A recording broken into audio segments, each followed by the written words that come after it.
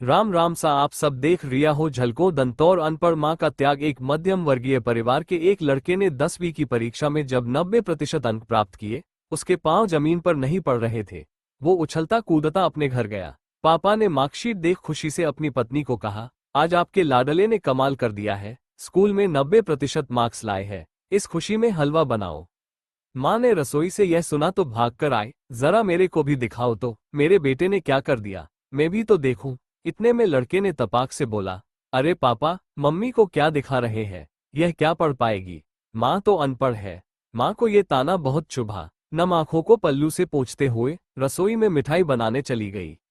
ये बात पापा ने नोटिस की, उसे अपने पास बुलाया और कहा, बेटा, जब हमारी शादी हुई तो तू माँ के गर्भ में जल्दी आ गया था। मेरे दोस्तों ने कहा, यार क्या अभी घूमने घुमाने के दिन है, अबॉर्शन क्यों नहीं करवा लेता, बच्चों के लिए पूरी जिंदगी पड़ी है। और यह बात जब मैंने तेरी मम्मी से कहा तो उसने बिल्कुल मना कर दिया। पता है क्यों?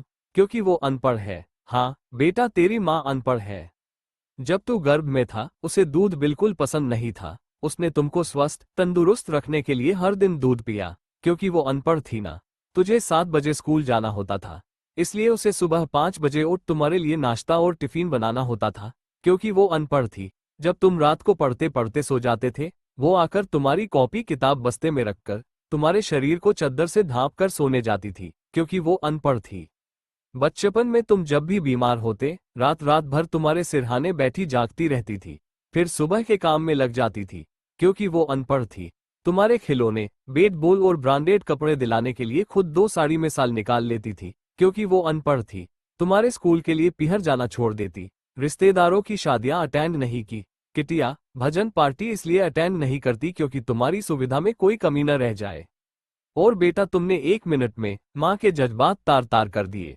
अभी तो सिर्फ 10वीं ही तो पास की है, अभी क्या कोई कलेक्टर बन गया? और यदि बन गया तो, और एक बात ध्यान से सुन लेना, आगे से आप जब मम्मी से बात करोगे तो कायदे और इज्जत से करना, वरना बेटा, इससे ज्यादा सुन न सका।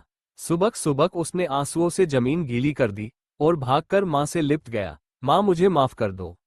माँ ने अपने पति के आखिरी शब्द भी सुन लिए थे। उसको अपने पति पर गर्व हुआ, अब गुस्सा काफूर हो चुका था। रोते हुए बेटे को गले कसकर सीने से लगा लिया और सिर के बालों में हाथ फेरने लगी। शिक्षा, पेड़ पर लगे हुए फल देखकर लोग फलों की तारीफ करते हैं, पर जमीन के अंदर की उन जड़ों की मेहनत की कोई तारीफ नहीं करता, जो पानी एवं खाद से तत्व निकलकर फलों तक पहुंचती है एवं उनको रसदार बनाती है।